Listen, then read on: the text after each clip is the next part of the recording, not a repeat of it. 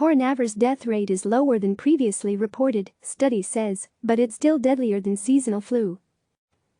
How many people die after being infected with the novel coronavirus? Fewer than previously calculated, according to a study released Monday, but still more than die from the flu. The research, published in the medical journal The Lancet Infectious Diseases, estimated that about 0.66% of those infected with the virus will die. That coronavirus death rate, which is lower than earlier estimates, takes into account potentially milder cases that often go undiagnosed, but it's still far higher than the 0.1% of people who are killed by the flu. When undetected infections are taken into account, the Lancet study found that the coronavirus death rate was 1.38%, which is more consistent with earlier reports.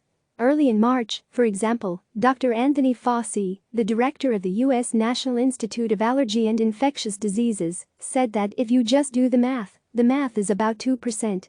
But he emphasized that the number could go down, saying that as a group, it's going to depend completely on what the factor of asymptotic cases are. That's because death rates typically only consider reported coronavirus cases, which tend to be more severe, and thus brought to the attention of healthcare workers. Asymptomatic cases, or mild cases, may not always be counted. In this study, researchers tried to estimate the true infection fatality rate.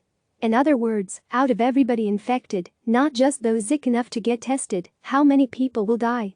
To find out, researchers looked at how widespread infections were among people repatriated to their home countries on flights from Wuhan, China. According to the study, these people received PCR tests, a type of test that would be able to identify how many of those travelers were shedding the virus, even if they didn't show symptoms. Researchers combined that data on infection prevalence with public information on reported cases and deaths, estimating the overall death rate to be about 0.2%. That number, though, went up in older adults, with approximately 7.8% of those 80 or older estimated to die after infection. And deaths were estimated to be exceedingly rare in children younger than 9, with a fatality rate of just 0.00161%.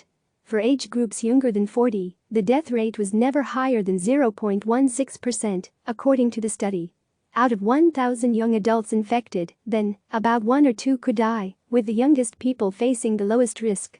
There might be outlying cases that get a lot of media attention, but our analysis very clearly shows that at age 50 and over, hospitalization is much more likely than in those under 50, and a greater proportion of cases are likely to be fatal, said Azra Ghani, a professor at Imperial College London and an author of the study, in a statement.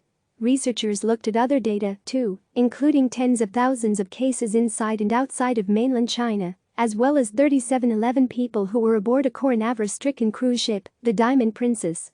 The study found that it could take weeks for people to recover from coronavirus, which could magnify potential healthcare shortages. The longer it takes for people to get better, the longer they may need precious hospital space and resources.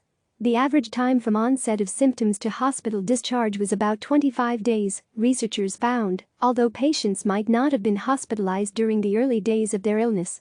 Among those who succumbed to the virus, death came about 18 days after people started showing symptoms. In an article accompanying the research, Shiggy Ruin, a professor of mathematics at the University of Miami, emphasized that estimating the coronavirus death rate in real time during its epidemic is very challenging. But understanding how many people die from a virus, he said, is an important piece of data that can help guide responses from governments and public health authorities. Ruin, who was not involved with the research, also noted that the coronavirus fatality rate is low for younger people.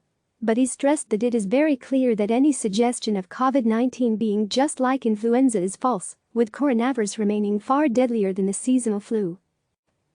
Click subscribe to receive the latest news.